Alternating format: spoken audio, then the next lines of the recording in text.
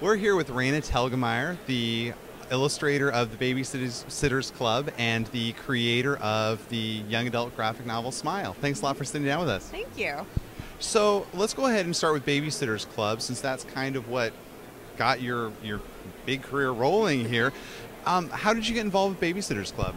Well, I had been a mini comics creator for several years, and the people at Scholastic found me because of my minis, and they wanted to do something with me, but they weren't sure exactly what. So we had a meeting, talked about the kinds of things I liked to read when I was younger, and when I told them I had been a Babysitters Club fan, they kind of put two pieces together and said, you know, your style with those stories might make a nice adaptation. So they asked me to do some sketches and do a sample chapter, and about 2 weeks later I had the job. Fantastic. Yeah. So did you get to work with Ann Martin? She and I met, but that was after the first book had come out. And what she did was she basically reviewed all of my drafts and was there to give suggestions occasionally, but mostly to say, you know, this character wouldn't have that hairstyle, or make sure that, you know, this happens like this. She was pretty hands-off. She was very, good about kind of saying that it was my game to play with for the time being, and that was really fun. So how does it feel to be able to put your unique stamp on something that, you know, like you said, you had grown up as a fan and reading? It was pretty amazing. People ask me sometimes, so if you could adapt any book into a comic book, which one would you choose? And I'm like, I've already done it. So Babysitters Club, there's 4 chapters out so far. More coming? Right now I'm focusing on creator-owned stuff, so I have put out a book called Smile. Yeah, let's talk about Smile for a minute. So Smile's been getting all sorts of praise. It's made several best of lists for 2010. Just in a nutshell, tell us a little bit about what Smile is. Well, when I was 11 years old, I was running with some of my friends one evening, and I tripped and fell and knocked out my 2 front permanent teeth.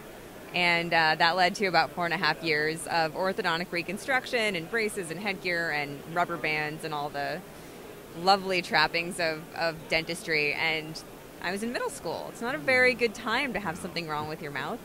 So I was really self-conscious. I got teased by a lot of my friends. And so the story is about not only getting my smile back, but feeling good about smiling again, too. And so, like you said, this is autobiographical. What's the response been to it? You know, meeting kids and all that may have gone through something similar. Well, it seems like kids have been really relating to it, and a lot of them, they just have braces, but they still feel like something's weird about them.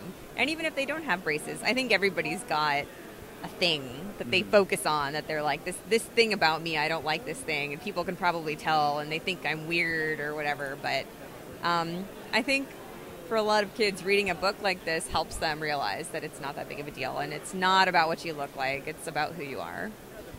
Good message. Yeah. So, any more painful childhood memories that you're planning on mining for future volumes here? Not to do with my teeth, but I've got lots of other stories that I'll probably want to tell eventually. So you said you're focusing more on creator-owned stuff. What is the next project you have coming out? If you can tip your hand a bit. A little bit. I've got a story in the works about kids on the stage crew and in the drama club at their school. So it's about them, you know, learning to work together to put on plays. And it's coming out next year. Scholastic's going to publish it. It doesn't have a title yet. So if you want to know what the title is going to be, you can always check my website, which is goraina.com. Fantastic. So let's go ahead and end this the way we normally end our conversations, by asking you, what's your issue? What is that comic that you've read that you got done and were like, wow, that was so amazing, so fantastic, or so out there that you just feel like you have to tell people about? Well, I love Linda Berry. She's been one of my influences since I was in middle school. And she's just kept working. And until recently, she was really considered like an underground cartoonist, and it was really hard to get a hold of her work. But now Drawn and Quarterly is publishing her current work, and they're going to republish all of her old work, too. So finally, people can read it all. And I'm so excited about that. Is there a particular Linda Berry work that's a favorite of yours? She had a newspaper comic strip called Ernie Pook's Comique for years and years and years, and it's about the characters Mabon and Marlis. They're sisters, and they're pockmarked, and they have glasses and braces, and they're just ugly and misfortunate, but they're so funny. They're so real to me. And I love these people who these cartoons are about, even though they're not real people. So, yeah. Fantastic. Well, thank you very much for sitting down with us. Sure. Thanks for having me.